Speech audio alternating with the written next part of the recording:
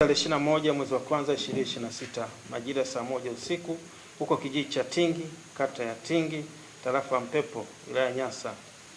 mwanaume mmoja ambaye jina tunalihifadhi, huyu ni Matengo, miaka 39, alimjeruhi mke wake ambaye jina nalo tumehifadhi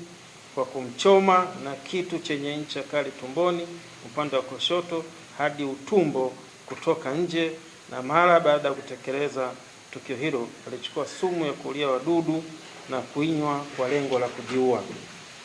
Mtuhumiwa alitekeleza tukio hilo mara baada ya kugundua kuwa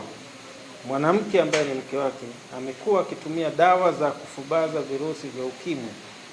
ARV kwa kificho, kitendo ambacho kilipelekea kutokea ugomvi baina ya hao wawili. Ndipo mtuhumiwa alipochukua hatua ya